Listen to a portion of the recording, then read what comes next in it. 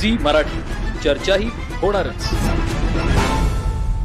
उच्च न्यायालयाच्या खंडपीठाकडून शेतकऱ्यांवर अधिकार कक्षेच्या बाहेर जाऊन कारवाईचे आदेश देऊन संविधानाने दिलेल्या स्वातंत्र्याच्या अधिकारावर गदा आणल्याबद्दल 1 लाखांचा दंड झालेल्या शिरोळचे तहसीलदार अनिल हेळकर यांना कार्यमुक्त करून त्यांची खातेनिहाय चौकशी करून कारवाई करावी, अन्यथा आंदोलन करण्याचा इशारा आज इचलकरंजी प्रांताधिकाऱ्यांना स्वाभिमानी स्वराज्य सेनेनं एका निवेदनाद्वारे दिलाय।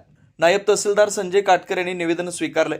शिरोळ तहसीलदार अनिल हेळकर यांनी तालुक्यात कार्यभार स्वीकारल्यापासून वाळू उपसा परवाना, भूतखनन यासह प्रदूषणावर कारवाई यामध्ये बेकायदा कृत्य करून प्रचंड मायागोळा केली असल्याचा गंभीर आरोप महाराष्ट्र स्वाभिमानी स्वराज्य सेनेने केलाय।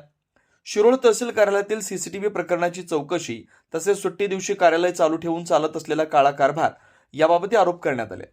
परांडा येथील शेतकऱ्यावर केलेल्या अन्यायाचं प्रकरण अंगलट आल्यानंतर बातम्या प्रसारित झाल्यापासून तहसीलदार हेळकर यांची अनेक कारनामी चर्चेत आहेत। आता या प्रकरणाची वात पेटली असं दिसतंय। महाराष्ट्र राज्य स्वाभिमानी स्वराज्य सेनेनं तहसीलदार हेळकर यांच्यावर कारवाई झाली नाही तर दिनांक 20 डिसेंबर पासून शिरोळ तहसील कार्यालयासमोर उग्र आंदोलन करण्याचा इशारा दिला। निवेदन देताना तालुका अध्यक्ष खंडेराव कांबळे, सामाजिक कार्यकर्ते संतोष कांबळे, संजय भंडारी आदी कार्यकर्ते उपस्थित होते। तहसीलदार अनिल हेळकर यांच्या विरोधात आता तालुक्यात जनक्षोभ वाढत चालला असून त्यांना तात्काळ कार्यमुक्त करून त्यांची खातेनिहाय चौकशी करावी अशी मागणी आता जोर धरू लागली। सी मराठीसाठी प्रभाकर बंडगर, कुरुंदवाड।